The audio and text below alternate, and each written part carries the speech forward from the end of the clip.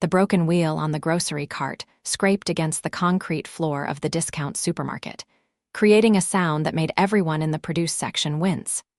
But Quinn Sanders barely noticed as he watched his 6-year-old daughter, Mia, carefully select the least bruised apples from the discount bin. He had exactly $43 to last until Friday, and it was only Monday afternoon. Quinn's calloused hands gripped the cart handle tighter as he mentally calculated each item they placed inside, a skill he had perfected over the 3 years since his wife had walked out on them without so much as a goodbye note. The construction work had been steady this month, but steady didn't mean abundant, and every penny counted when you were raising a child alone. "Daddy, can we get the juice boxes?" Mia asked, holding up a package with hopeful brown eyes that reminded him so much of his own. Quinn crouched down to her level, his worn jeans stretching at the knees. "Not this week, sweetheart, but we can make that lemonade you like at home." "Remember, with the real lemons," Mia nodded, putting the juice boxes back without complaint. She was a good kid, better than he deserved sometimes.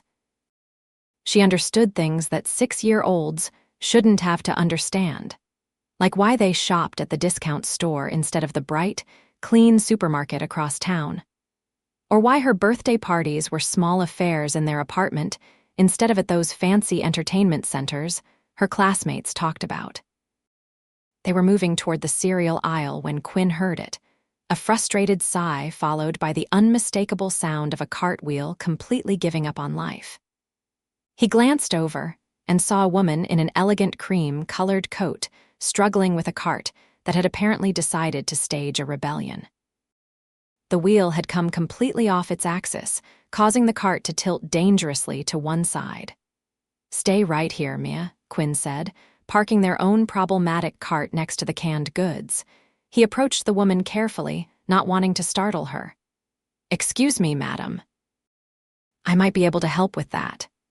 The woman looked up, and Quinn felt something shift in his chest. She was beautiful in a way that seemed almost out of place in this discount grocery store, with sharp, intelligent green eyes and dark hair pulled back in a sophisticated style.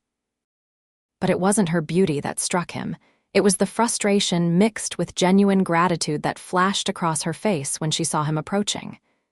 "That would be amazing," she said, her voice carrying a hint of an accent he couldn't quite place. "I am not exactly mechanically inclined." Quinn smiled and knelt down to examine the wheel. It had come loose from the bolt, but the pieces were all there. "I think I can fix this. Do you have a minute?" "I have all the time you need," she replied, and there was something in her tone that made him look up at her again. He pulled out his keychain, which held a small multi-tool he always carried for his construction work. Within a few minutes, he had the wheel back in place, tightening it as best he could without proper tools. It wasn't a perfect fix, but it would hold long enough for her to finish her shopping. "There you go," Quinn said, standing up and brushing off his hands. "Should get you through checkout, at least." The woman tested the cart, pushing it back and forth. It rolled smoothly now, and her face lit up with a smile that made Quinn's breath catch. "You are a lifesaver, thank you so much." "No problem," Quinn said, feeling suddenly self-conscious about his worn flannel shirt and the grease stain on his jeans that wouldn't come out no matter how many times he washed them. "Just glad I could help." "Daddy," Mia's voice called out, and Quinn turned to see his daughter waving at him. "Can we get the pasta now?" The woman's eyes followed his daughter and her expression softened. "She's beautiful. Your daughter." "Yeah, that's Mia. She's my whole world," Quinn said, unable to keep the pride from his voice.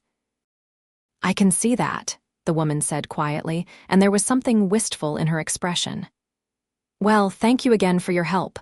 I am Thea, by the way, Thea Foster." "Quinn Sanders," he replied, shaking her extended hand. Her grip was firm, confident, and her skin was soft in a way that spoke of a life very different from his own. "It was very kind of you to help me, Quinn Sanders. Most people would have just walked past." Quinn shrugged, uncomfortable with the praise. "Most people are good, madam. They just get caught up in their own days sometimes. Besides, my mom raised me to help when I could."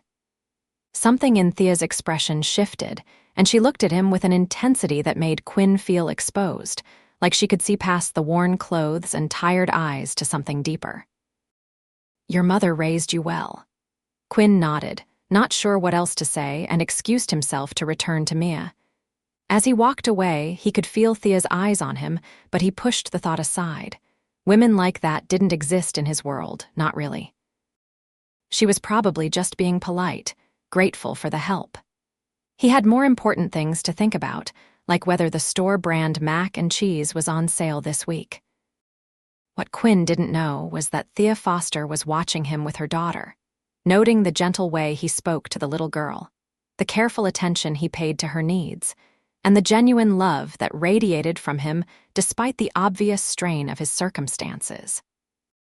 And Thea Foster noticed things that others missed, because observing people and understanding their character had been essential to building her empire from the ground up. Thea had inherited a struggling tech company from her father 15 years ago and had turned it into a multi-billion-dollar corporation through a combination of innovation, ruthless business acumen, and an uncanny ability to read people. She had learned early that true character revealed itself in small moments, in the choices people made when they thought no one important was watching. And in that discount grocery store, she had just witnessed something that had become increasingly rare in her world: genuine kindness without expectation of reward. Quinn Sanders had no idea who she was, had expected nothing in return for his help, and had fixed her cart simply because it was the right thing to do. The way he looked at his daughter, the pride and love so evident in his eyes, spoke of a man who understood what truly mattered in life. Thea found herself watching Quinn and Mia move through the store, saw the way the little girl would check with her father before putting anything in the cart, the way Quinn would carefully examine each item before agreeing. It was clear they were on a tight budget, but there was no sense of resentment or bitterness between them, just a quiet teamwork born of necessity and love. She made a decision then, one that would change multiple lives in ways she couldn't yet foresee. Thea Foster had not become a billionaire by ignoring her instincts, and right now, her instincts were telling her that Quinn Sanders was someone worth knowing better. After finishing her own shopping, a process made much easier thanks to Quinn's repair work, Thea lingered near the checkout lanes. She watched Quinn and Mia get in line, saw Quinn's subtle tension as the items were scanned, watched him count out exact cash from a worn wallet. There was dignity in the way he carried himself, a quiet pride that spoke of a man who worked hard for what little he had. Thea paid for her own items and walked out to the parking lot, where she had left her Mercedes sedan in the far corner, away from other vehicles. It was one of her more modest cars, chosen specifically because she had wanted to visit this part of town without drawing attention. She had been researching locations for a new community outreach program her company was launching, and she believed in seeing neighborhoods firsthand rather than relying solely on reports and statistics. She was loading her groceries into the trunk when she heard Mia's voice again. "Daddy, that lady is here. The one you helped?" Thea turned to see Quinn and Mia walking toward an old pickup truck parked several spaces away. The truck had seen better days, with rust spots visible even from a distance and a tailgate held shut with rope. Quinn gave her a polite nod and a wave, clearly not wanting to intrude on her space. On impulse, Thea called out, "Quinn, wait a moment, please." He stopped, looking uncertain, while Mia tugged on his hand with excitement. They walked over to where Thea stood, and up close, she could see that Quinn's eyes were a warm brown that reflected genuine concern. "Is everything okay with the cart?" he asked. "Did the wheel come loose again?" No, the cart was perfect. Your fix held beautifully," Thea assured him. She hesitated, unusual for a woman who had built her fortune on decisive action. "I was wondering if I could properly thank you. Perhaps I could buy you and your daughter lunch sometime?" Quinn's expression shifted to one of polite refusal before she even finished speaking. "That's real kind of you, madam, but that's not necessary. I was happy to help." "I insist," Thea said, then softened her approach when she saw his discomfort. I am new to this area, actually, and I could use recommendations on good family-friendly restaurants. It would help me out, truly. It was a small lie, one that gave Quinn a reason to say yes without feeling like he was accepting charity. Thea watched the internal debate play out on his honest face and felt a surge of respect for his pride, even as she hoped he would accept. "Please, Daddy," Mia said, looking up at her father with pleading eyes. "I like her, she's nice." Quinn looked down at his daughter, and Thea saw the moment he relented. "All right," he said slowly, "but somewhere casual. I'm not exactly dressed for fancy places." "Casual is perfect," Thea agreed quickly, her heart beating a little faster though she couldn't quite explain why. "Do you know the diner on Maple Street, the one with the red awning?" "Rosie's Place," Quinn said, nodding. "Yeah, that's a good spot. Mia loves their pancakes." "Saturday at noon," Thea suggested, pulling out her phone. "Could I get your number? Just in case something comes up." Quinn rattled off his number, which Thea saved immediately. She sent him a quick text so he would have hers as well. "There, now you can reach me too if you need to reschedule." "We'll be there," Quinn promised. And Thea noticed he didn't suggest rescheduling, as if the idea of canceling on a commitment was foreign to him. As Thea drove away in her Mercedes, she watched Quinn lift Mia into the passenger seat of his old truck, the tenderness in the gesture making her chest feel tight. She had dated plenty of men over the years, successful men who looked good on paper and knew how to say the right things. But none of them had ever looked at her the way Quinn had looked at his daughter, with that fierce, protective love that asked nothing in return. Quinn watched the Mercedes pull out of the parking lot and wondered what he had just agreed to. He wasn't naive. He knew that car cost more than he made in 2 years, maybe 3. Thea Foster was clearly from a completely different world, and while he appreciated her kindness in offering lunch, he couldn't quite shake the feeling that he was stepping into territory he didn't understand. "She's really pretty, Daddy," Mia said as they drove home, her legs swinging from the passenger seat. "And she talks fancy. Is she a princess?" Quinn laughed despite his concerns. "No, sweetheart, she's not a princess, just a nice lady I helped today." "Are you going to marry her?" Mia asked with the blunt directness that only 6-year-olds could pull off. "Mia," Quinn said, feeling his face heat up. "That's not, we just met her. I'm just going to show her some good places to eat in the neighborhood, that's all." "Okay," Mia said, but she had that look in her eye, the one that said she was plotting something. It was the same look she got before she reorganized his sock drawer or tried to fix his broken coffee maker with tape. Their apartment was on the 3rd floor of an older building in a working-class neighborhood. It wasn't much, 2 bedrooms, 1 bathroom, a kitchen barely big enough to turn around in, but it was clean and it was theirs. Quinn had worked hard to make it a home for Mia, painting her room her favorite shade of purple, hanging up her artwork, making sure she had everything she needed even if he had to go without. That evening, after dinner and homework, and the nightly routine of bath and bedtime stories, Quinn sat on his worn couch and stared at Thea's number in his phone. He tried to figure out what had really happened in that grocery store, why a woman who clearly had money and status would want to have lunch with a construction worker and his kid. Maybe she really was just grateful, he thought. Maybe she was exactly what she seemed, a kind person wanting to say thank you. Quinn had learned to be cautious after his ex-wife had left, had built walls around his heart to protect both himself and Mia from getting hurt again. But something about Thea's eyes when she looked at him had seemed genuine, had reached past those walls in a way that both excited and terrified him. He decided not to overthink it. It was just lunch. One meal, a chance for Mia to get some really good pancakes, and then they would go back to their normal lives. Whatever strange connection he had felt in that moment was probably just his imagination, his lonely heart seeing things that weren't there. Across town, in a penthouse apartment that overlooked the city skyline, Thea poured herself a glass of wine and stood at the floor-to-ceiling windows. She had built an empire, had accomplished things that most people only dreamed of, but standing in her perfect apartment surrounded by her expensive things. She felt the familiar emptiness that no amount of success seemed to fill. Her last relationship had ended 6 months ago when she discovered her boyfriend had been more interested in her money and connections than in her. It had been the final straw in a long line of disappointing romances with men who saw her as a prize to be won, a status symbol, or a stepping stone to their own ambitions.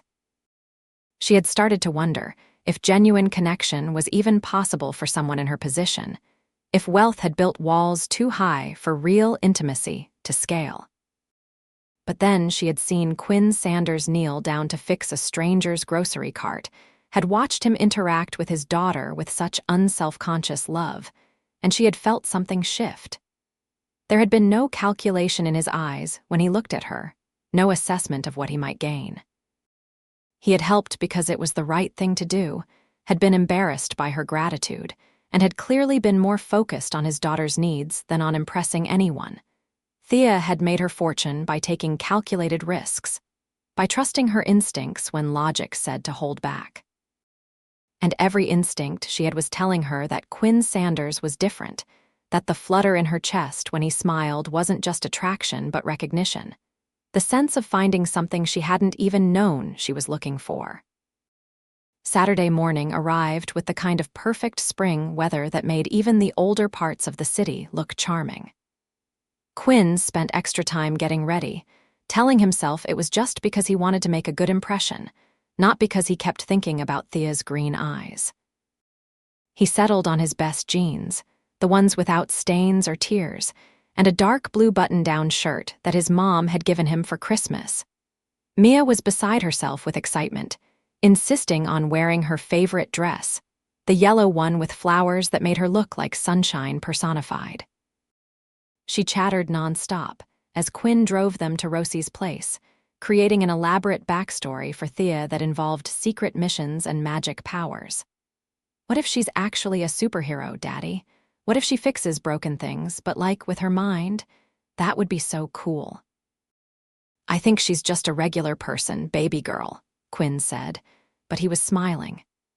Mia's imagination was one of his favorite things about her. They arrived at the diner 5 minutes early, a habit Quinn had learned from his time in the military before Mia was born. Being on time showed respect. His drill sergeant had hammered into him, and it was a lesson that had stuck. He was surprised to find Thea already there, standing outside the diner looking somehow both elegant and approachable in dark jeans and a soft green sweater that matched her eyes.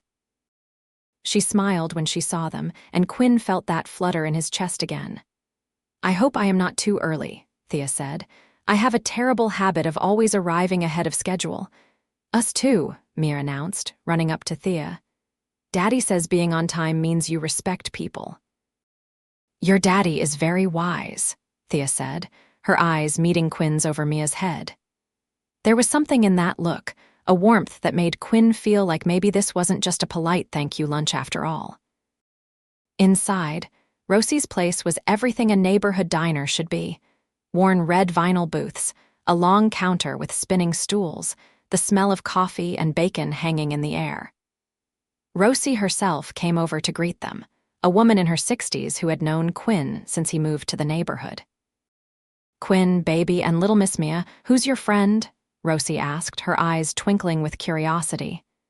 This is Thea, Quinn said. Thea, this is Rosie, best cook in the city. Flatterer, Rosie said, but she was beaming. You folks sit anywhere you like. The pancake special is running today, Mia. They settled into a booth by the window, Mia bouncing excitedly on the vinyl seat. Quinn found himself sitting across from Thea, close enough to notice the light freckles across her nose, the way her eyes crinkled when she smiled at something Mia said. She asked Mia about school, about her favorite subjects, and listened to the answers with genuine interest rather than the polite attention adults sometimes gave children. So what do you do, Thea? Quinn asked after they had ordered, Mia getting her beloved pancakes while he opted for the more economical breakfast special. Thea hesitated for just a moment. I work in technology, My company develops software solutions for various industries. It was the truth, technically, just not the whole truth. Thea had decided not to reveal the full extent of her wealth and position, not yet. She wanted Quinn to get to know her as a person, not as Thea Foster, billionaire CEO. There would be time for that conversation later if things progressed the way she hoped they might.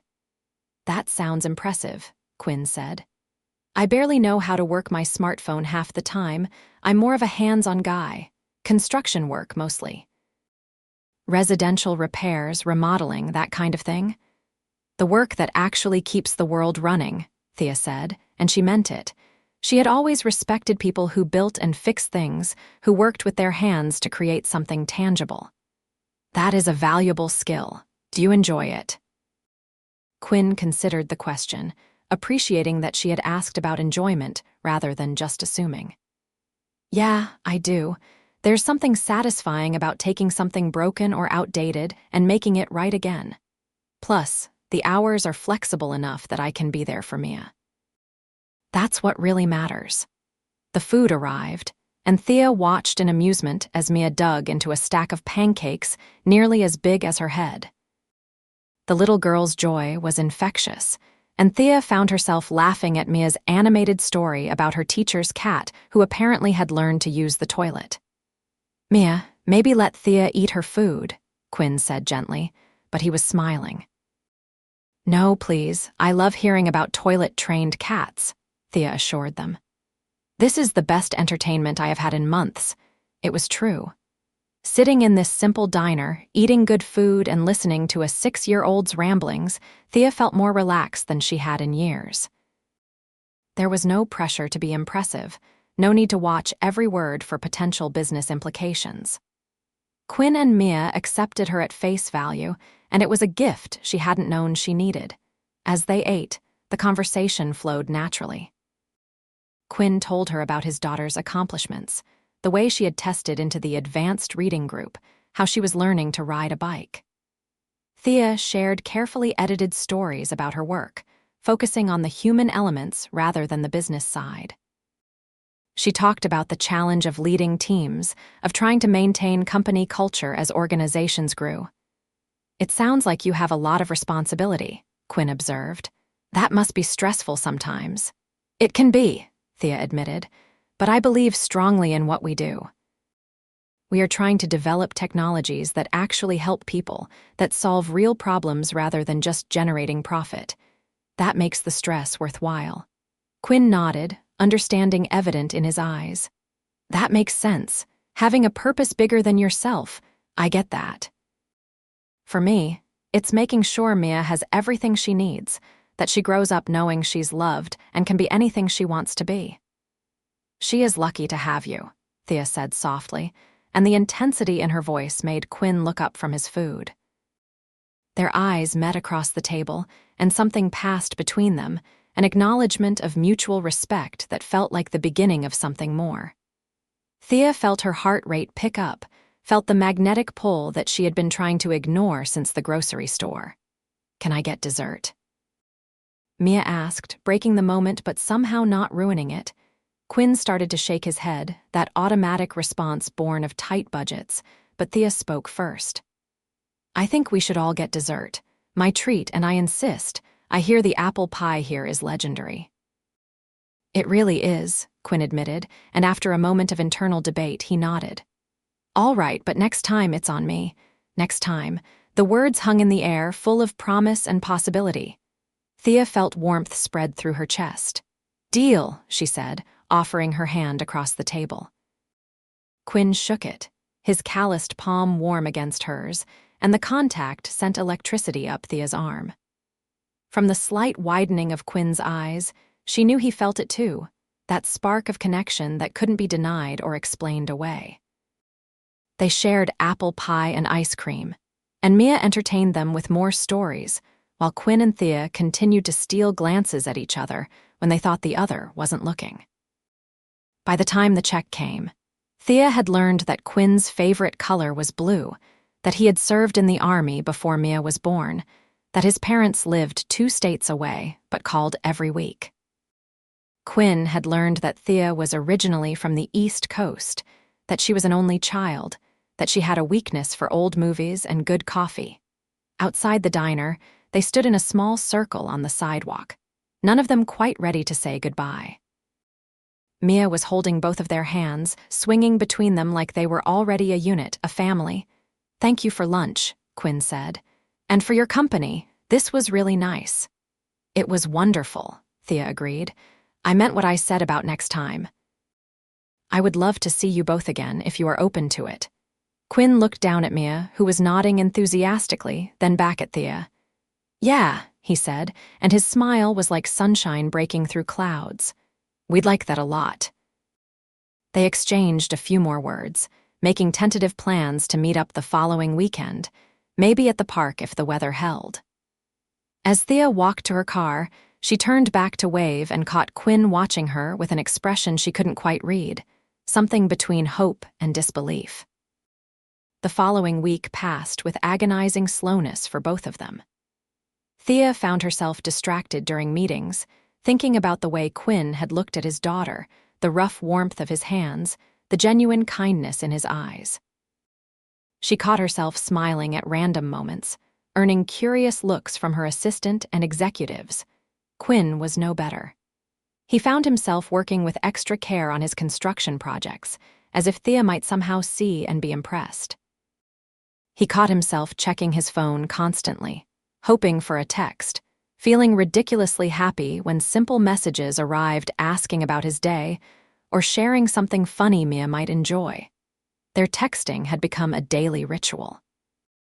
Good morning messages, photos of interesting things they encountered, questions about each other's days.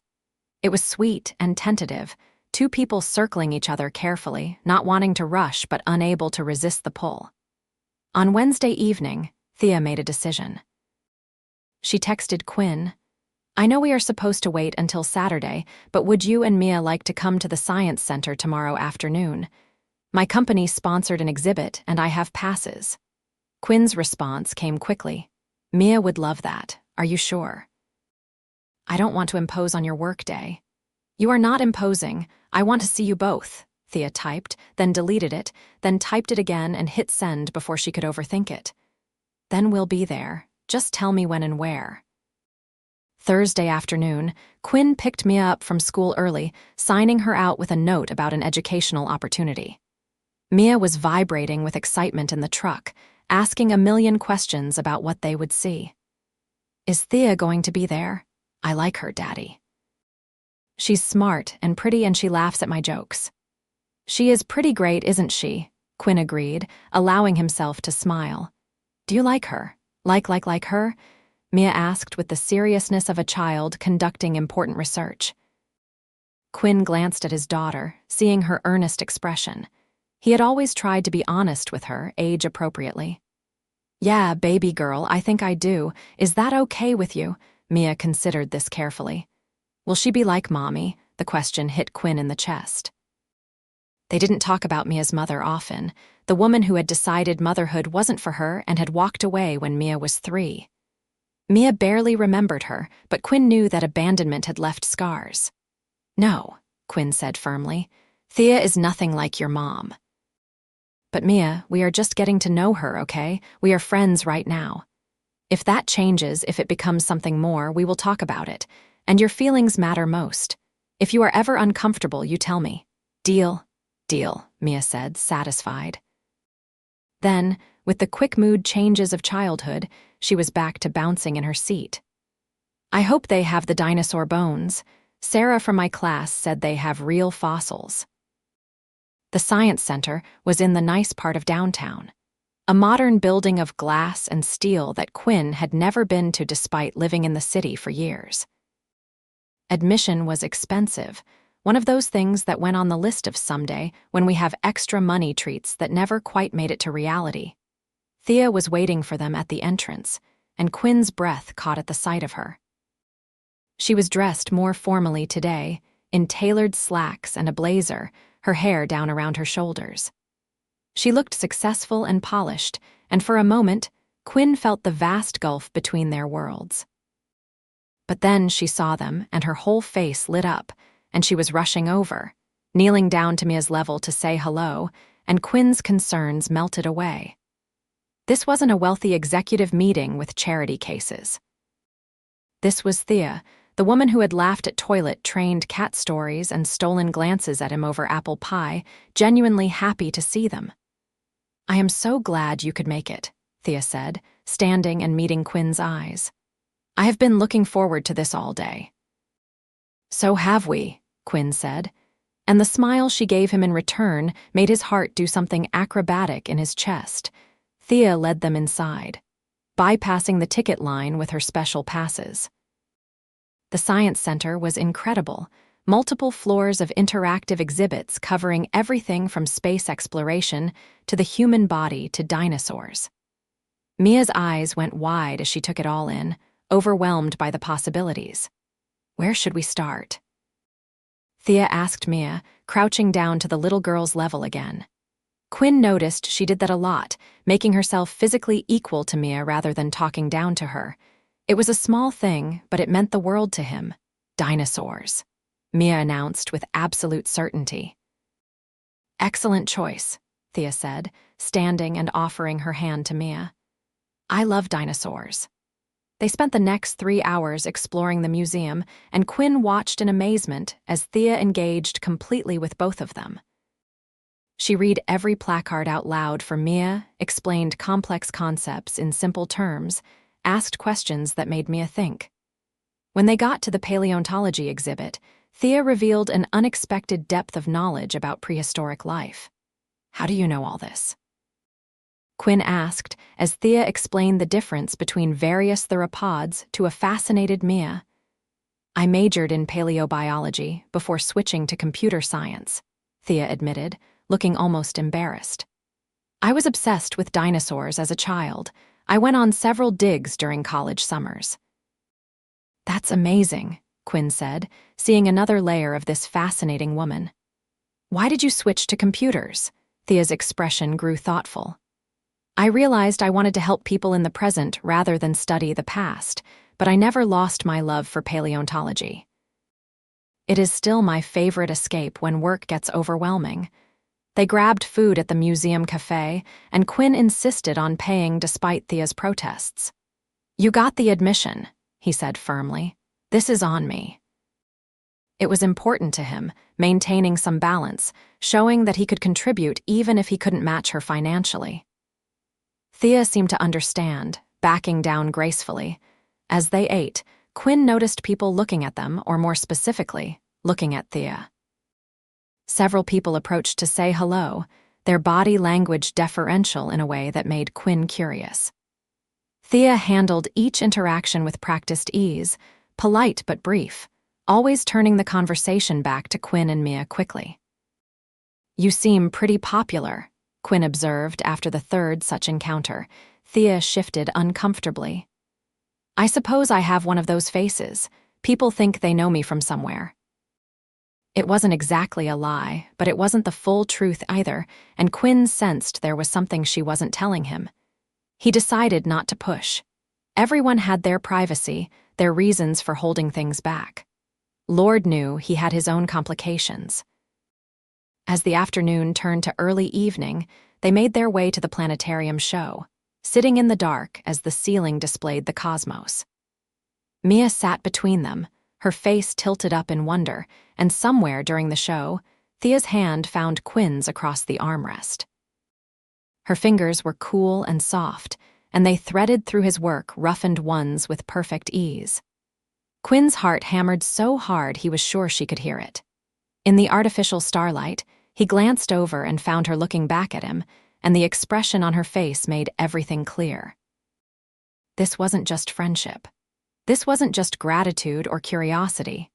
This was something real and powerful and terrifying in its intensity. After the show ended, they walked slowly back to the entrance, none of them wanting the day to end. Mia was yawning despite her best efforts to stay alert, the excitement catching up with her. "Someone's getting sleepy," Thea said affectionately, running her hand gently over Mia's hair in a gesture that seemed natural, maternal. "I'm not tired," Mia protested, then immediately yawned again, making the adults laugh. Outside, the evening air was cool and pleasant. Quinn lifted Mia into his arms, her head dropping to his shoulder immediately. "I should get her home," he said reluctantly. "Of course," Thea agreed. "Quinn, I had a wonderful time today. Thank you for coming." "Thank you for inviting us," Quinn said. "This was incredible. Mia's going to be talking about this for weeks." They stood there in the parking lot, Mia drowsing against Quinn's shoulder, neither quite ready to say goodbye. Finally, Thea took a small step forward, rose on her toes, and pressed a soft kiss to Quinn's cheek. "Drive safe," she whispered. Quinn felt heat flood his face. "You too," he managed, his voice rougher than usual. As he drove home, Mia mostly asleep beside him, Quinn's mind raced. He couldn't deny what was happening anymore. He was falling for Thea Foster, falling hard and fast in a way that both thrilled and scared him. She was clearly educated, successful, from a world so different from his own. What could she possibly see in a construction worker living paycheck to paycheck?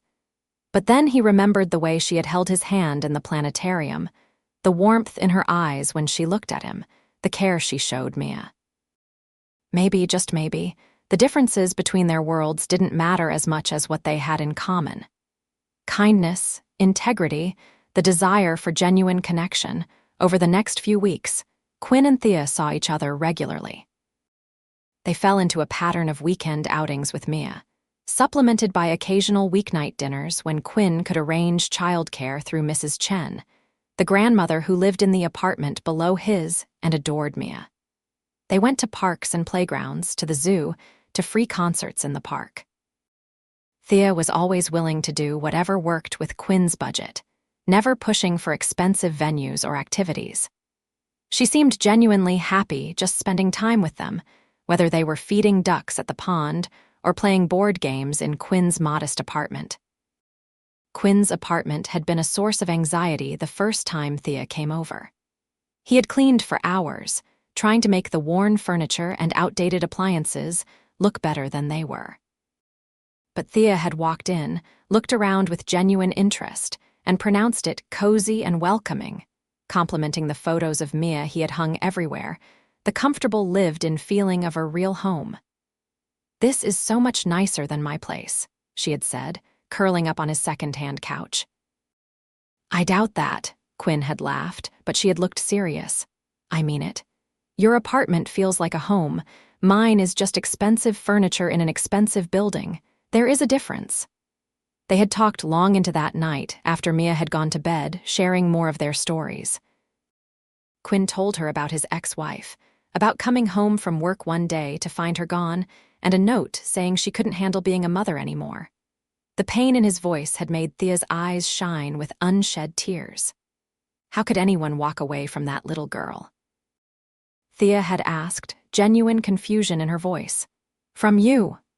"I've stopped trying to understand it," Quinn had admitted. "All I know is that Mia deserves better, and I'm going to spend the rest of my life making sure she has it." Thea had taken his hand then, squeezed it. "She is so lucky to have you." "I'm the lucky one," Quinn had said. "She saved me in a lot of ways, gave me purpose when I was pretty lost."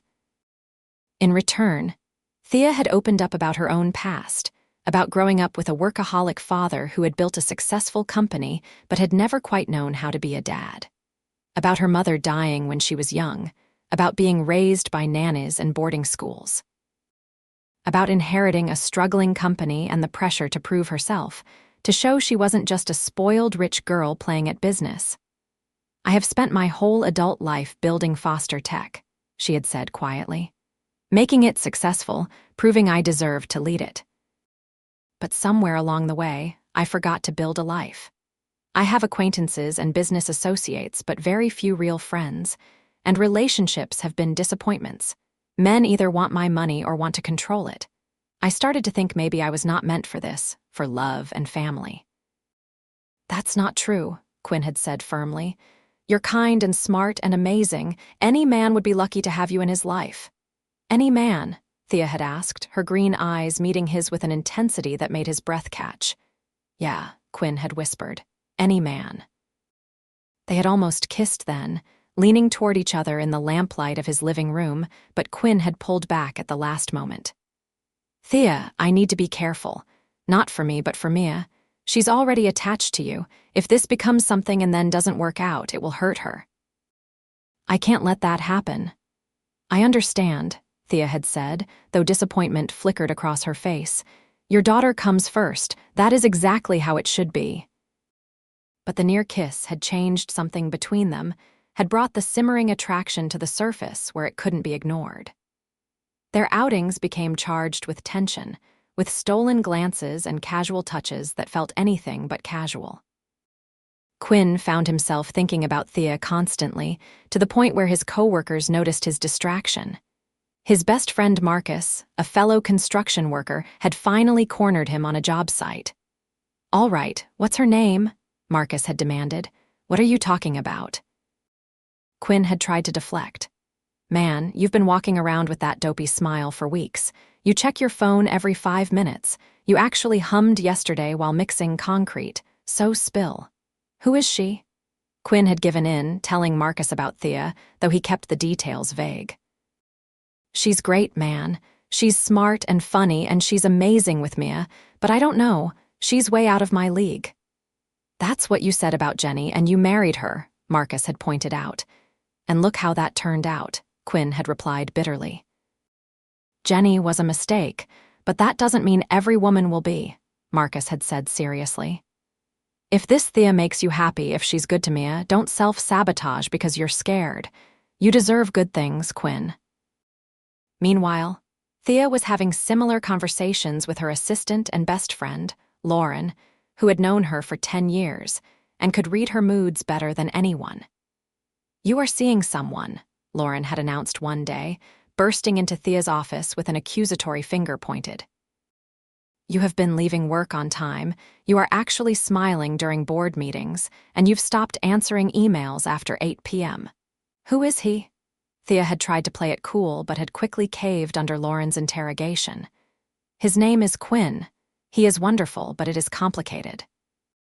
"Complicated how?" Lauren had demanded. "He does not know who I really am," Thea had admitted. "He thinks I work in tech, which is true, but he does not know about foster tech specifically. He does not know I am wealthy, that I am on Forbes lists and charity boards. We met as just two people, and I like that. I like being just Thea with him, not Thea Foster, CEO." Lauren's expression had softened. "Honey, you are going to have to tell him eventually." "I know," Thea had sighed, "but what if it changes everything? What if he thinks I have been lying to him?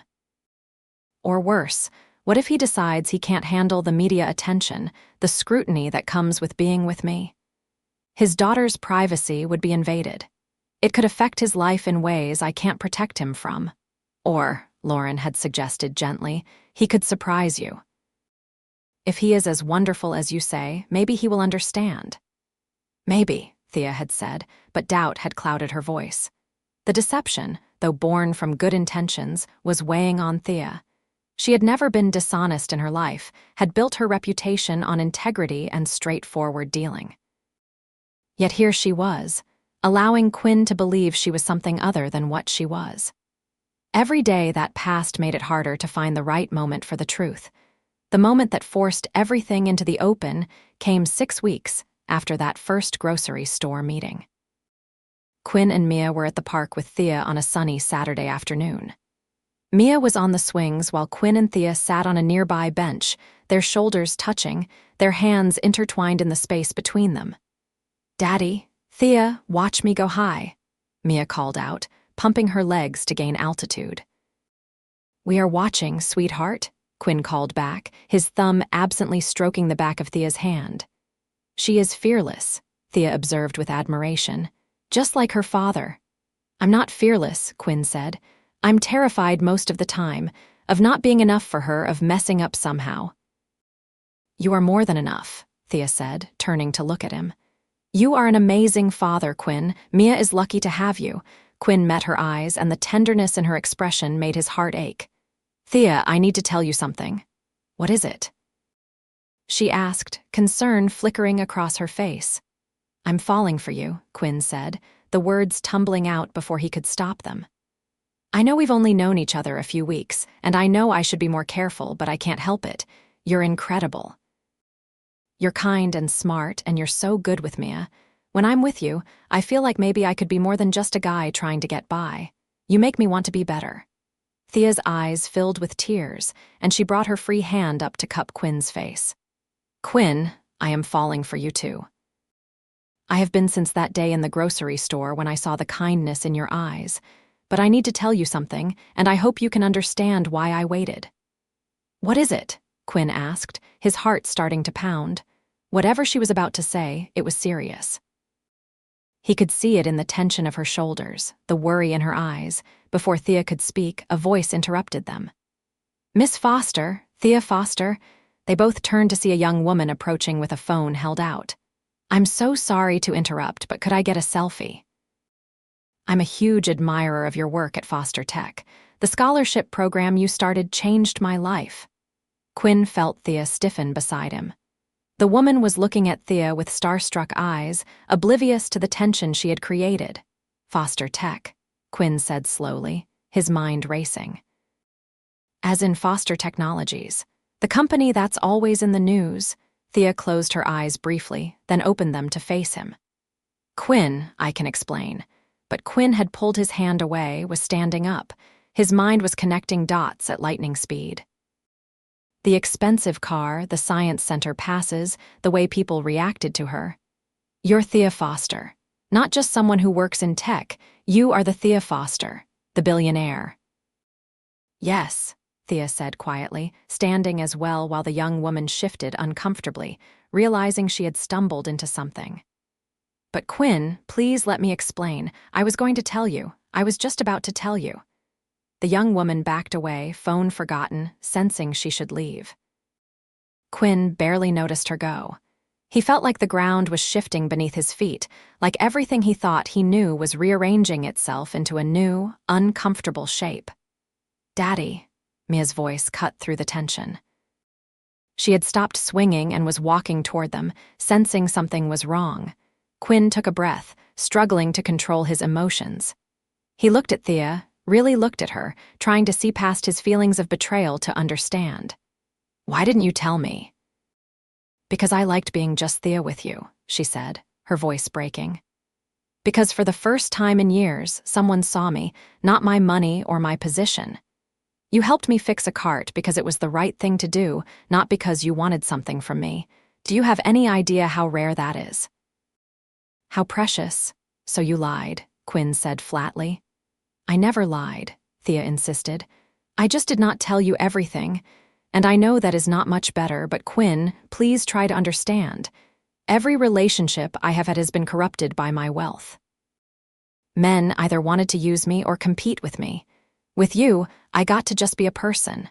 A woman spending time with a man who made her laugh, who made her feel valued for who she was rather than what she had." Quinn wanted to understand. Part of him did understand.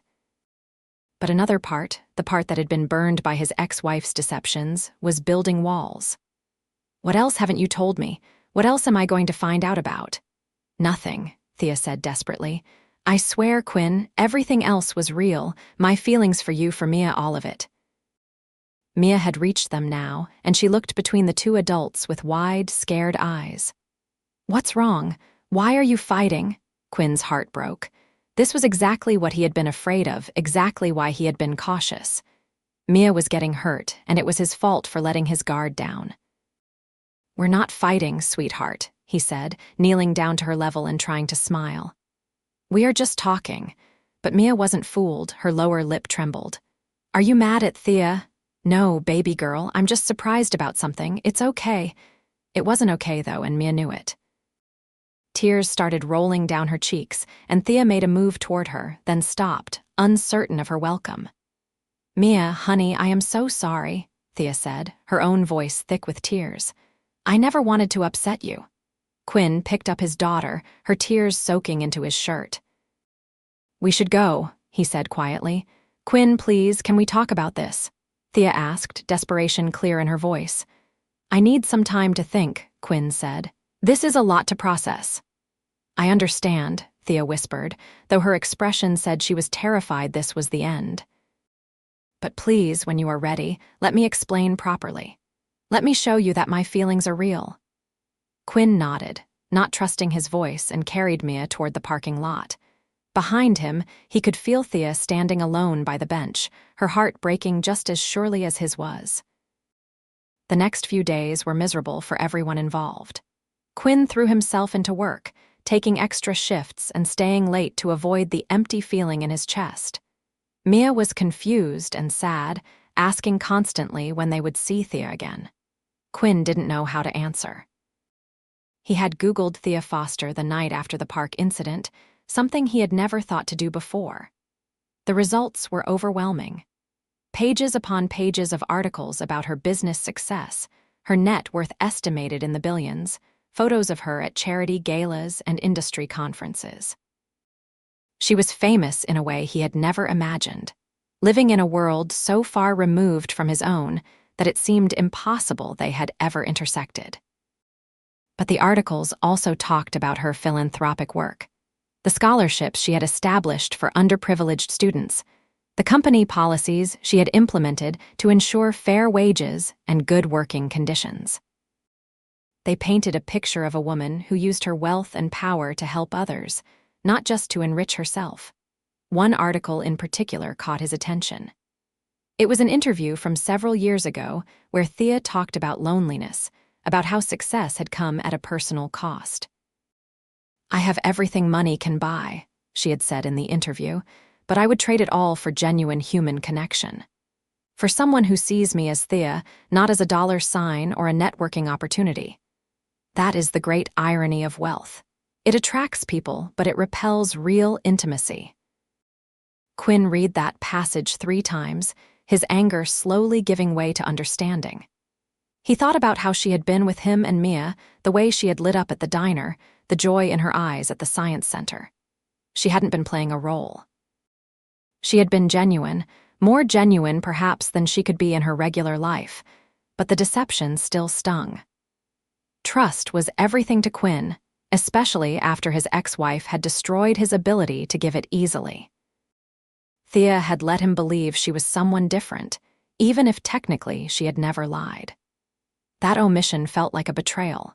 Marcus found him sitting in his truck on lunch break 3 days after the park incident, staring at his phone without really seeing it. "You going to tell me what happened, or am I going to have to guess?" Marcus asked, hopping into the passenger seat uninvited. Quinn sighed and told him everything, the whole story from the grocery cart to the revelation in the park. When he finished, Marcus was quiet for a long moment. "Man, that's heavy," Marcus finally said. "But let me ask you something. Does knowing she's rich change who she was with you and Mia?" "It changes everything," Quinn said. "We are from different worlds. What could I possibly offer someone like her?" "How about exactly what you were already offering?" Marcus suggested. "Honesty, kindness, real affection. Seems like that's exactly what she was looking for, or she wouldn't have bothered to keep seeing you." "But she lied," Quinn protested weakly. "Did she? Or did she just not volunteer information? Look, I am not saying you do not have a right to be upset. Finding out someone is not who you thought they were is rough. But from what you are telling me, she was exactly who you thought she was. She just also happened to be wealthy." "That's not the same as lying about character or values." Quinn was quiet, turning Marcus's words over in his mind. "Plus," Marcus continued, "you are thinking about this all wrong. You are thinking about what you can't give her. But relationships are not transactions, man. They are not about matching bank accounts or status. They are about whether 2 people make each other happy, whether they are better together than apart. So stop worrying about what you cannot offer and think about what you can. Are you good for her? Is she good for you?" "Yes," Quinn admitted quietly. "She is amazing for me, and for Mia. My daughter asks about her every day." "Then maybe stop being so proud and stubborn and call the woman," Marcus said, clapping him on the shoulder. "Tell her you need to talk. Listen to what she has to say. Really listen, not just to your own fears." That night, after putting Mia to bed, Quinn sat on his couch staring at his phone. His finger hovered over Thea's name in his contacts. They had not spoken since the park. though she had sent a few gentle texts saying she hoped he and Mia were well, that she was there when he was ready to talk. He should call, he knew that. Should give her a chance to explain fully, should have a real conversation about what this meant for them. But fear held him back. Fear that they couldn't overcome their different circumstances, fear that Mia would get more attached only to have Thea leave, fear that he wasn't enough for someone like her. The decision was made for him when a soft knock came at his door. Quinn opened it to find Thea standing in the hallway, looking nervous and hopeful and beautiful. She was dressed simply in jeans and a sweater, no makeup, her hair pulled back in a messy ponytail. She looked more vulnerable than he had ever seen her. "I hope I am not intruding," she said quietly. "But I needed to see you, to talk to you properly. May I come in?" Quinn stepped back, holding the door open. Thea entered, her eyes scanning the apartment as if memorizing it, then landed on him with an intensity that made his breath catch. "I miss you," she said simply. "I have missed you so much these past few days it physically hurts, and I know I messed up. I know I should have told you sooner about who I am, but Quinn, you have to understand I was terrified." "Terrified of what?" Quinn asked, keeping his distance even though everything in him wanted to close the space between them. "Of this. Of you looking at me differently. Of you pulling away because you thought we were too different or because you assumed I would not want someone from your background. Of you deciding I was not worth the hassle that comes with my life." Thea's voice broke. "I have had men pursue me for my money and men reject me because they could not handle that I had more success than them. I have been used and dismissed and reduced to my net worth so many times I lost count. And then I met you and you just saw me. Just Thea, do you know what a gift that was?" Quinn felt his defenses cracking. "But you let me think you were someone else." "No," Thea said firmly. "I let you think I was someone more average financially, but everything else was real. My love of dinosaurs, my terrible singing voice, my complete inability to cook anything without burning it. The way I feel when I am with you and Mia, like I have finally found what was missing. That was all real, Quinn. That was all true." "I don't know if I can do this," Quinn admitted, his voice rough. "Your world, the media attention, people recognizing you everywhere. How do I protect Mia from that? How do I protect myself?" "I do not know," Thea said honestly. "I cannot promise it will be easy. My life comes with complications, yours does not. But Quinn, I can promise that I will do everything in my power to shield you and Mia from the worst of it. I can promise that you matter more to me than any of the superficial aspects of my life. I would give it all up if it meant being with you." "Don't say that," Quinn said quickly. "You've worked hard for what you have. You've built something incredible that helps people. I would never ask you to give that up." "Then what do you need from me?" Thea asked, stepping closer. "Tell me what you need to feel secure, to trust me again." "I will do anything." Quinn looked at her, really looked at her, and saw past his fear to the woman standing in front of him. The woman who had spent hours playing with his daughter, who had held his hand in the planetarium, who had made him feel things he thought he might never feel again. "I need honesty," he said. "Complete honesty going forward. No more omissions, no more secrets, even if you think they will scare me off. I need to know everything so I can make informed choices about what is best for Mia." "I can do that," Thea said immediately. "I promise you, Quinn, no more secrets. And I need you to understand that Mia comes first, always. If this relationship, if the attention that comes with being with you, starts to hurt her in any way, I will walk away. It will destroy me, but I will do it." "I would expect nothing less," Thea said, her eyes shining with unshed tears. "She should come first. That is one of the things I love most about you, how dedicated you are to her." They stood there, inches apart but not yet touching, the air between them charged with everything unsaid. "I missed you too," Quinn finally admitted. "These past few days have been awful, but Thea, I am scared. Scared of not being enough, scared of this not working out and Mia getting hurt, scared of your world swallowing us up." "I am scared too," Thea whispered. "Terrified, actually. But I would rather be scared and with you than safe and alone. You make me want to be brave, Quinn." Quinn closed the distance between them, his hands coming up to cup her face. Promise me we will figure this out together, that when things get hard, we will talk instead of running. I promise, Thea said, leaning into his touch. I am not going anywhere, Quinn Sanders. I am in this all the way if you will have me. Quinn answered by kissing her, pouring all his fear and hope and longing into that connection. Thea kissed him back with equal intensity, her hands fisting in his shirt, holding him close like she was afraid he might disappear. When they finally broke apart, both breathing hard, Quinn rested his forehead against hers. We have a lot to figure out, he said. We do, Thea agreed. But we will figure it out, together. They spent the rest of that evening talking, really talking about everything. Thea told him about the full extent of her wealth, about Foster Technologies, and what her daily life actually looked like. She told him about the challenges that would come with dating her, the media interest, the scrutiny, but also about the resources she had to help protect their privacy. Quinn told her about his fears and insecurities, about the wounds his ex-wife had left, about his determination to give Mia a good life, even with limited means. He told her about his parents, about his time in the service, about the dreams he had put on hold to focus on raising his daughter. I want to go back to school eventually, he admitted. Get a degree in engineering. I love building things, but I want to design them too. But that is years away, maybe when Mia is older. What if it did not have to wait? Thea asked carefully. What if you could go to school now, part-time? I could help make that possible.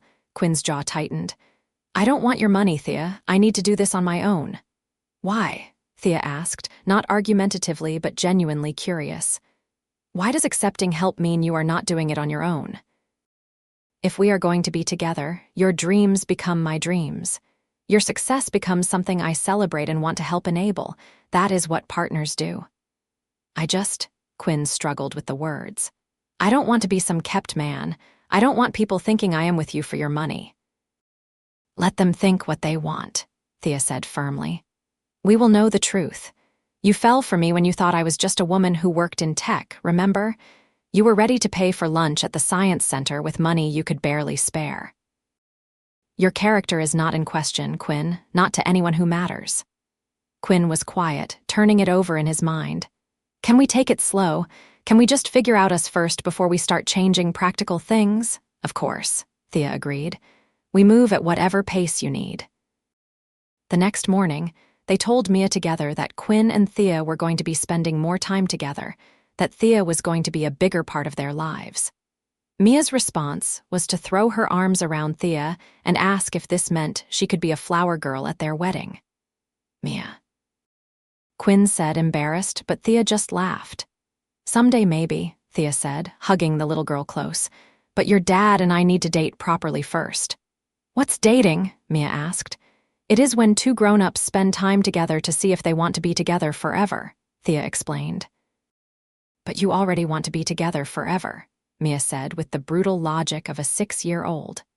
I can tell. You look at each other like Princess Jasmine looks at Aladdin in my movie. Quinn and Thea exchanged glances over Mia's head, both trying not to laugh. You are very observant, Quinn told his daughter. I know, Mia said confidently. So can we go to the park again, all together?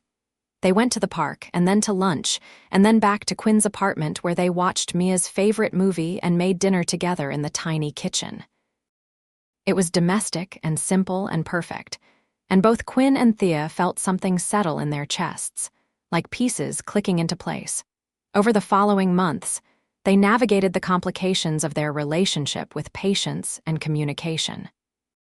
Thea gradually introduced Quinn and Mia to aspects of her other life, always carefully and with Quinn's input. They went to a charity gala together, Quinn uncomfortable in a rented tux, but determined to support Thea. Photographers took pictures, and the next day, articles appeared speculating about Thea Foster's new boyfriend. Quinn read them with a sinking feeling, seeing himself described as mystery man and rumored construction worker. Some articles were kind, but others were less so. questioning what a billionaire CEO could possibly see in someone from his background. "Do not read that garbage," Thea said, taking the phone from his hands when she found him scrolling through yet another article. "They do not know you. They do not know us. Their opinions mean nothing." "But Mia will see this stuff eventually," Quinn said. "Other kids will find it. What if they tease her?" "Then we will deal with it together," Thea said firmly. "Quinn, I will not lie and say there will not be challenges, but you are worth it. What we have is worth it." Mia, for her part, adjusted to the changes with the resilience of childhood. She loved that Thea came to her school events, that they went on weekend trips to places Mia had only seen in books. When other kids asked if Thea was her mom, Mia would say, "She is my dad's girlfriend, and she is really nice." Quinn watched his daughter bloom under the additional love and attention, and any remaining doubts he had about the relationship melted away. Thea was good for them, and they were good for her. It was that simple and that complicated all at once. 6 months into their relationship, Thea invited Quinn and Mia to her penthouse apartment for the first time. Quinn had been hesitant, still uncomfortable with the wealth disparity, but Thea had insisted. "It is just where I live," she had said. "And I want you to see all of me, including the spaces I inhabit." The penthouse was as impressive as Quinn had feared, all sleek modern design and expensive art. But Thea had also clearly made changes with them in mind. There were photos of the three of them on side tables, a stack of Mia's favorite books on the coffee table, a drawer in the kitchen stocked with the snacks Mia liked. "You are preparing a place for us," Quinn said, a lump forming in his throat. "I am preparing for a future I very much hope we will share," Thea corrected, slipping her hand into his. "This apartment has felt empty for years, but with you and Mia here, it finally feels like it could be a home." They spent the evening there, and Thea showed Mia the guest room she had prepared, decorated in purples and yellows that matched Mia's room at Quinn's apartment. There was even a small desk for homework and a bookshelf waiting to be filled. "Is this for me?" Mia asked, her eyes huge. "If you want it to be," Thea said. "I thought maybe sometimes you and your dad might want to stay over, like sleepovers." Mia looked at her father for confirmation, and Quinn nodded, too emotional to speak. The care Thea had taken, the way she had thought of everything, showed him more clearly than words how serious she was about building a life with them. That night, after Mia had fallen asleep in her new room, Quinn and Thea sat on the balcony overlooking the city. Thea was curled against Quinn's side, his arm around her shoulders, and they talked about the future in concrete terms for the first time. "I know we have not been together long," Thea said quietly, "but I know what I want, Quinn. I want this. I want us. I want to wake up next to you and help Mia with homework and build something real and lasting." "I want that too," Quinn admitted, "but I need to be sure for Mia's sake. She loves you so much already. If things went wrong, it would devastate her." "It would devastate me too," Thea said. "Quinn, I have never been more sure of anything.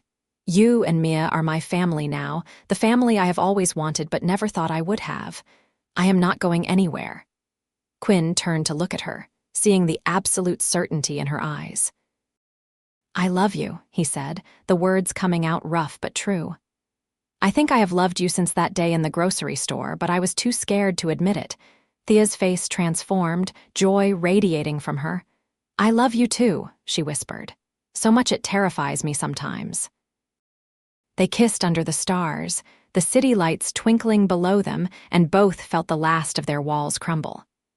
This was real. This was forever. The next major step came at the 1-year mark of their relationship. Quinn had been saving for months, setting aside every spare dollar he could, determined to do this right. He had asked Mia's permission first, of course, taking her out for ice cream and explaining that he wanted to ask Thea to marry them. "Both of us?" Mia had asked, her face lighting up. "Both of us," Quinn confirmed. "She would be my wife and your stepmom. Is that okay with you?" Mia had launched herself into his arms, nearly knocking over her ice cream in the process. Yes, yes, yes, can I help you ask her?" "I was hoping you would," Quinn said, holding his daughter close and feeling his heart swell with gratitude that he got to be her father. They planned it together, Quinn and Mia, choosing the science center where they had first spent time all together as their location. Thea thought they were just going for a casual visit, had no idea what was coming. They wandered through the exhibits, Mia barely able to contain her excitement until they reached the planetarium. Quinn had arranged with the center's director, calling in a favor from a past construction job, to have the planetarium to themselves for 30 minutes. As the lights dimmed and the stars appeared overhead, Quinn took Thea's hand. "There is something I need to ask you," he said, his voice shaking slightly. "Quinn," Thea said, confused as he dropped to one knee. Her hand flew to her mouth, tears already forming. "Thea Foster, you walked into my life when I needed you most, even though I did not know it. You have brought joy and love and laughter into our days. You have shown Mia what a strong, kind woman looks like, and you have shown me what real partnership means. You make me want to be the best version of myself, and somehow, miraculously, you love me as I am." Mia came to stand beside her father, holding a small velvet box. "And you are really nice," Mia added seriously. "And you laugh at my jokes, and you are good at helping with math homework."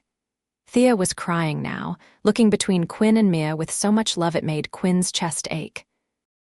"So we are asking," Quinn continued, taking the box from Mia and opening it to reveal a simple but beautiful ring, "if you would do us the incredible honor of becoming our family officially. Thea, will you marry me? Will you marry us?" "Yes," Thea said immediately, sinking down to her knees to be level with both of them. "Yes, 1,000 times yes. I love you both so much. There is nothing I want more than to be your family." Quinn slipped the ring on her finger, and Mia threw herself into both their arms, creating a tangle of limbs and tears and laughter under the artificial stars. The planetarium operator, watching from the control booth, had to wipe his own eyes before restarting the show. The engagement became public quickly, because of course it did. Thea Foster's engagement to construction worker Quinn Sanders made headlines. Again, some coverage was kind, celebrating a love story that crossed economic boundaries.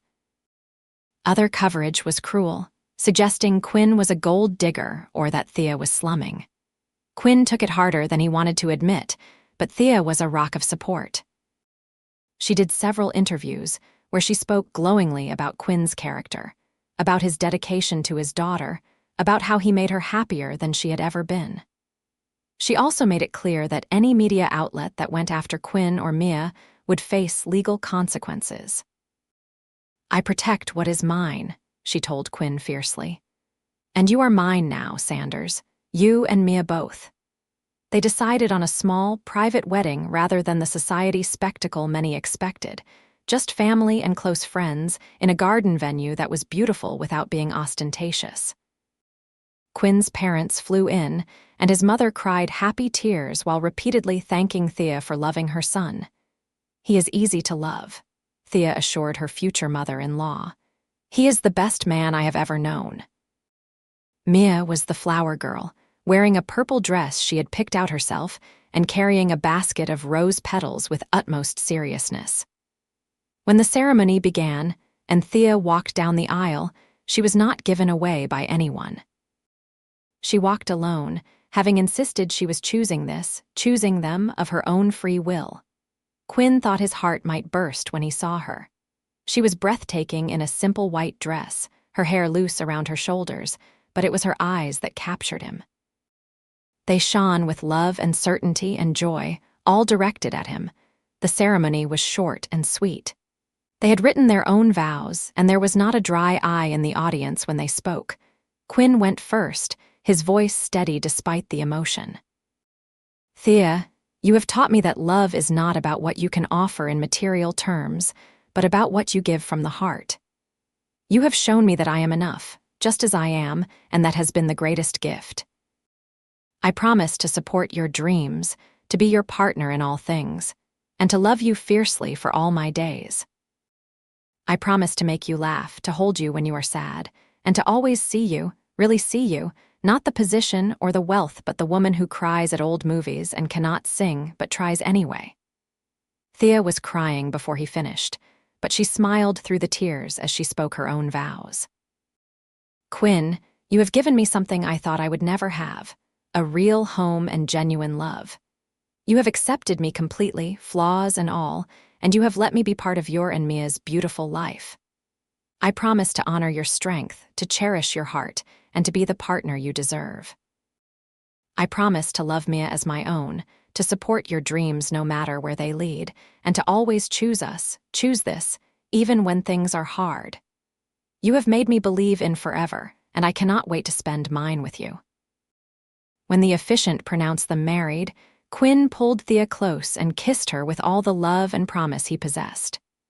The guests erupted in applause, but neither of them heard it, lost in each other and the magnitude of what they had just promised. The reception was held in the same garden, under strings of lights as the sun set. There was dinner and dancing and speeches that were funny and touching in turns. Mia gave her own speech, standing on a chair so everyone could see her, declaring that she was super happy to officially have Thea as her stepmom and that they were going to have so much fun as a family. Quinn danced with his daughter, then with his new wife, and felt a contentment so profound it was almost overwhelming. This was what happiness looked like, he realized.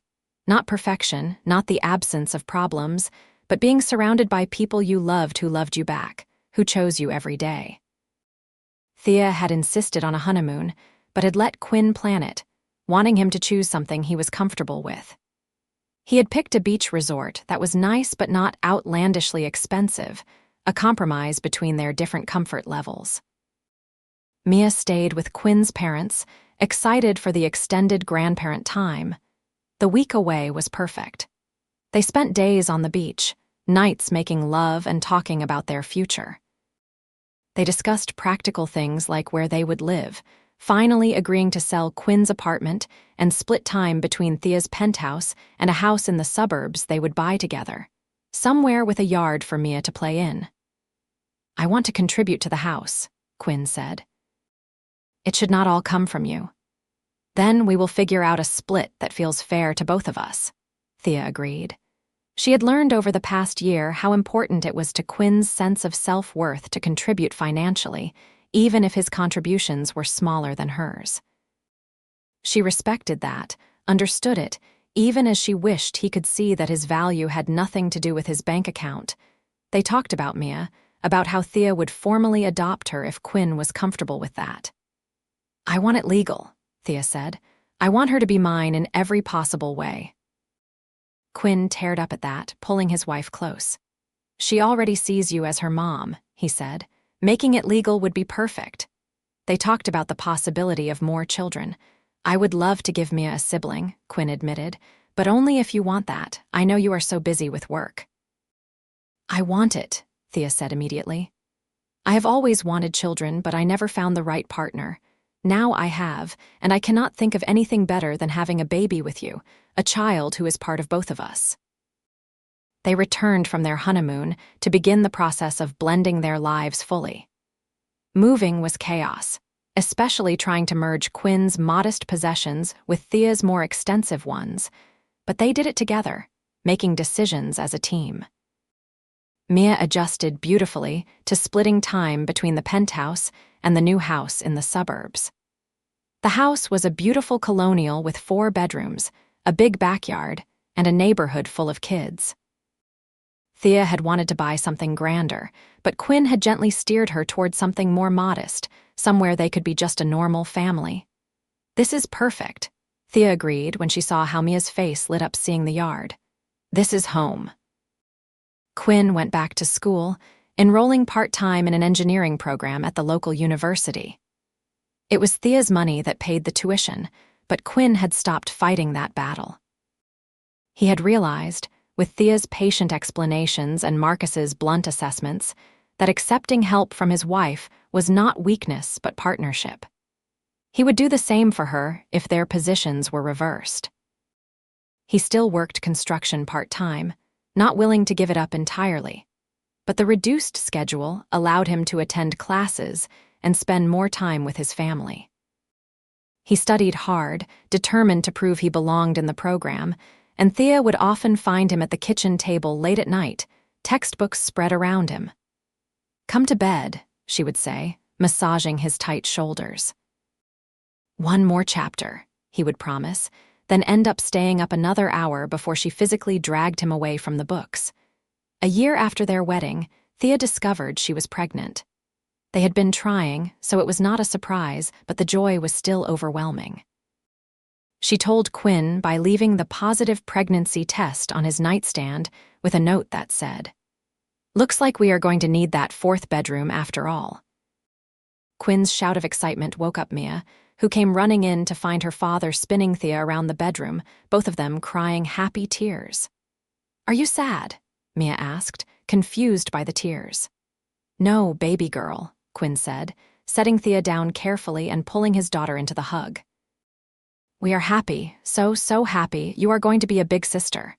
Mia's eyes went huge.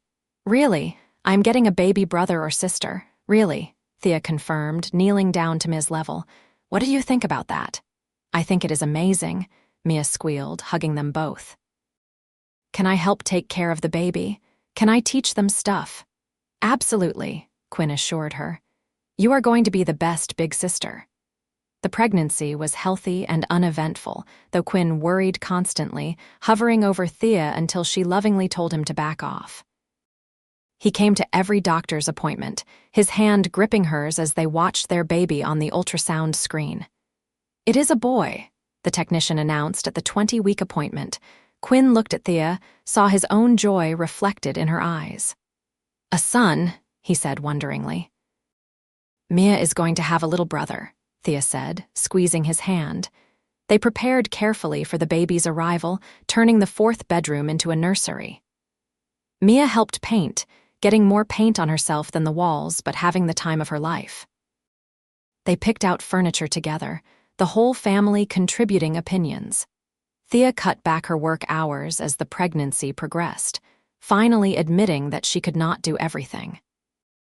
She had promoted a trusted executive to handle day-to-day operations, allowing her to focus on the strategic direction without being buried in minutiae. "I spent so many years making Foster tech my whole identity," she told Quinn one evening, her hands resting on her swollen belly. "But you and Mia and this baby, you are my real legacy. You are what matters." "Foster tech matters too," Quinn said.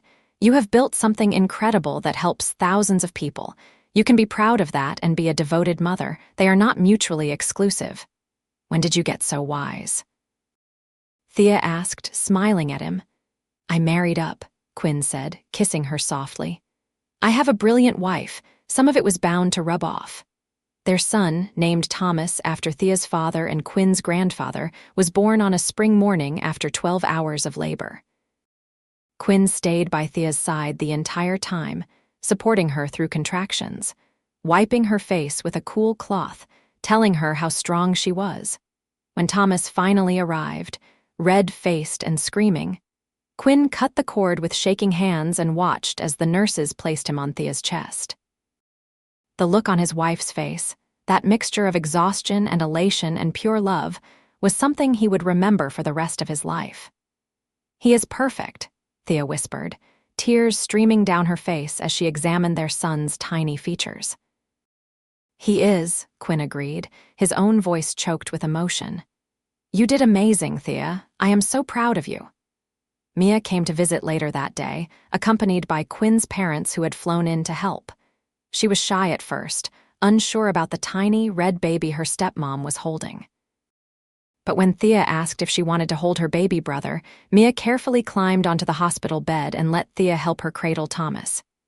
"He is so small," Mia whispered, her eyes huge. "And look, he has my nose," Quinn smiled, seeing his daughter's nose on his son's face. "He does." "You are already matching." "I love him," Mia declared with absolute certainty. "I am going to be the best big sister ever." "I know you will be," Thea assured her, one arm around Mia while she held Thomas with the other.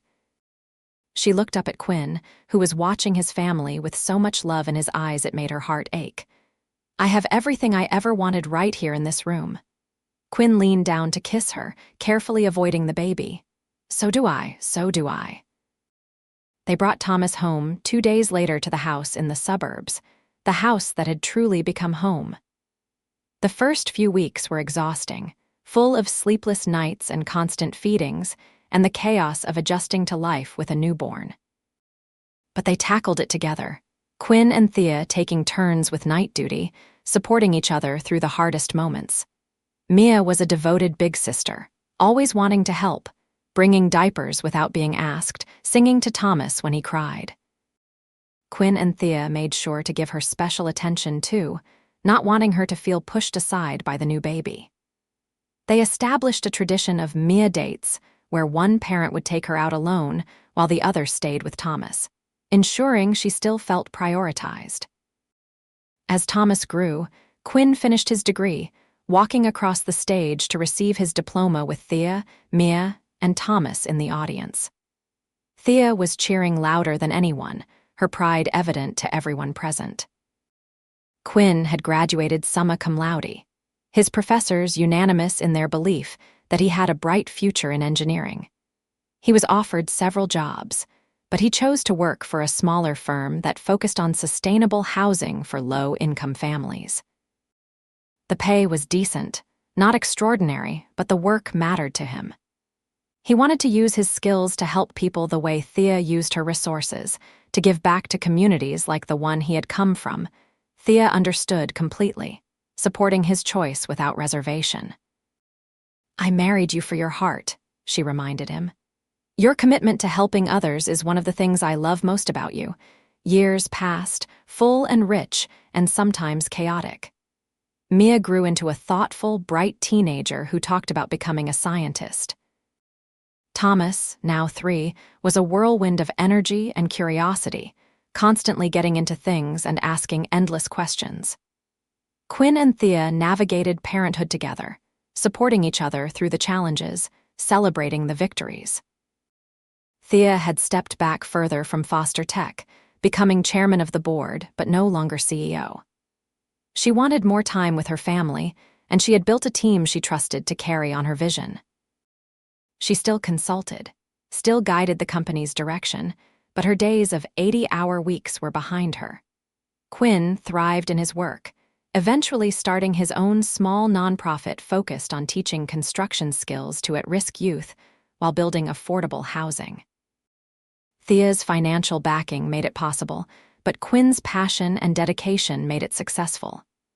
He hired several of his former co-workers, including Marcus, creating jobs while serving the community. On their 5th wedding anniversary, they renewed their vows in a small ceremony in their backyard, surrounded by the family and friends who had supported them. Mia, now 11, stood as Thea's maid of honor, while Thomas, toddling and adorable in a tiny suit, was the ring bearer. "5 years ago," Quinn said, holding both of Thea's hands, "I was a struggling, single dad who thought love like this only happened in movies. You proved me wrong. You showed me that sometimes the best things in life come when you are not looking for them, when you just try to be a good person and help others. You are my best friend, my partner, the love of my life, and the best mother our children could ask for. Here is to 50 more years, at least." 5 years ago, Thea said, her voice thick with emotion, "I was a woman who had everything except what mattered most. You gave me a family, a home, a purpose beyond profit margins and stock prices. You saw me when I needed to be seen, and you have loved me through everything, even when I did not make it easy. You are my heart, Quinn Sanders. You and our children are my greatest adventure, my most important work, my whole world. I love you more today than I did then, and I will love you even more tomorrow." They kissed while their family and friends applauded, while Mia pretended to be grossed out but was actually smiling, while Thomas clapped his chubby hands without really understanding what was happening, but knowing it was something good. That evening, after the guests had left and the kids were in bed, Quinn and Thea sat on their back porch, watching the stars come out. Thea was curled against Quinn's side, his arm around her shoulders, both of them content in the comfortable silence that came from years of knowing each other deeply. "Do you ever regret it?" Quinn asked quietly. "Giving up so much of your work time. You had this incredible career and you stepped back for this, for us." Thea turned to look at him, her expression fierce. "Not for 1 second. Quinn, I built Foster Tech into what it is. I proved what I needed to prove. But this, what we have, our family. This is what I will be proud of at the end of my life. Not the company, not the money, but that I loved well and was loved in return. That I raised good humans with a good man. That I found my place in the world, and it was right here with you." Quinn kissed her, a soft press of lips that conveyed everything he felt but could never quite find words for. "I love you," he said simply. "I love you too," Thea replied, "now and always." 10 years after that first meeting in the grocery store, 15 years total of knowing each other, Quinn and Thea stood in their kitchen making breakfast on a Saturday morning. Thomas, now 8, was at the table doing homework while complaining about math. Mia, 16 and getting ready to apply to colleges, was on her phone but occasionally contributing sarcastic commentary to the family discussion.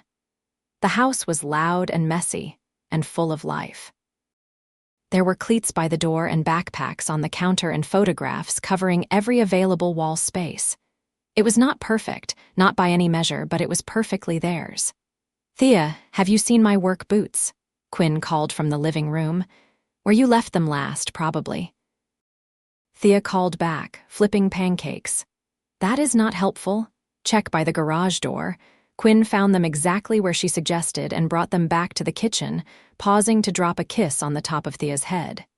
"Thank you." "You are welcome," she said, turning in his arms to kiss him properly, much to the disgust of their children. "Gross," Thomas announced. "Get used to it, buddy," Quinn said, grinning. "This is what love looks like. When I grow up, I am never going to be mushy like you guys," Mia declared, but she was smiling. Her parents' obvious affection for each other had given her a strong foundation, a clear picture of what healthy love should look like. She might tease them, but she knew how lucky she was to grow up in a house full of love. Later that day, Quinn went to his workshop, the garage he had converted into a space for building and designing. He was working on a new project, a prototype for modular affordable housing units that could be quickly assembled. It combined his construction expertise with his engineering knowledge, and Thea had already expressed interest in Foster Tech partnering with his nonprofit to develop it further. Thea found him there in the late afternoon, covered in sawdust and completely absorbed in his work. She leaned against the doorframe, watching him for a moment, still feeling that flutter in her chest that had started in a grocery store parking lot all those years ago. "Hey," she said softly. Quinn looked up, his face lighting up when he saw her. "Hey yourself, what's up?" "Nothing, I just wanted to see you," Thea crossed to him, wrapping her arms around his waist. "I was thinking about that day we met, with the grocery cart." "Best broken wheel ever," Quinn said, holding her close. "Changed my whole life." "Mine too," Thea agreed. "I saw something in your eyes that day, kindness, genuineness. I knew you were special." "I saw something in yours too," Quinn admitted, though it took me a while to understand what. "But Thea, even that first day, even when I thought you were just some woman I helped, there was something. Some spark, some recognition, like my soul knew you before my brain caught up." "That is exactly it," Thea said, pulling back to look at him. "Do you remember what I said to you after you fixed the cart, about most people being good but caught up in their own days?"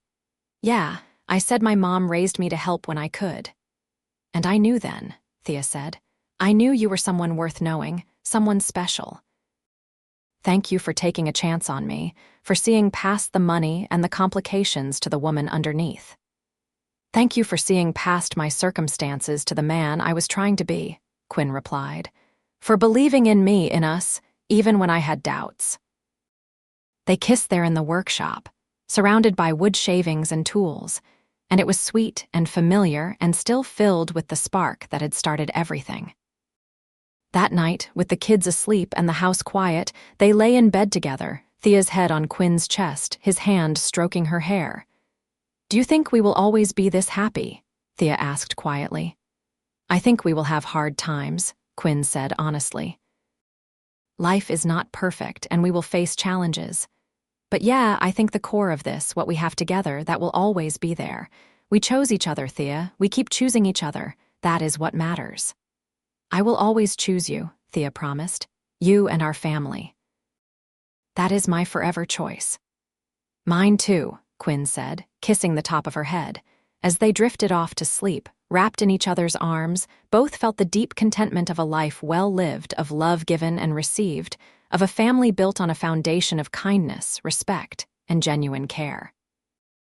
It had started with a broken grocery cart wheel, with a poor dad who helped a stranger, with a billionaire woman who saw past the surface to recognize true character.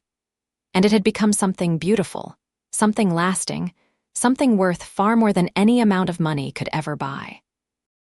It had become a love story for the ages, proof that the best things in life come not from wealth or status, but from opening your heart to possibility, from seeing the good in others, from believing that love can bridge any gap if the people on both sides are willing to try.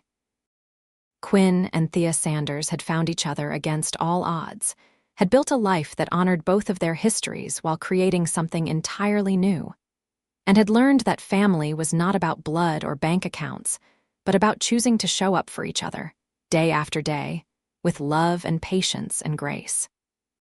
Their story was one of hope, of second chances, of finding home in another person's heart.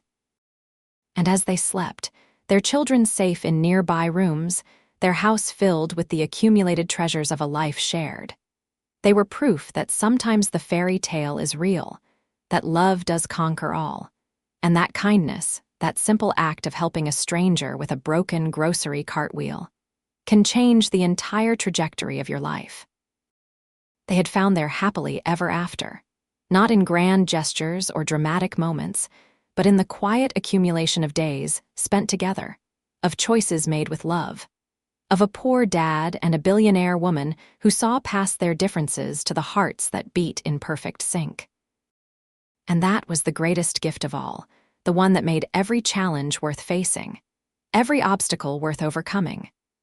The gift of love, true and lasting, that transformed everything it touched into gold far more valuable than any fortune could ever be.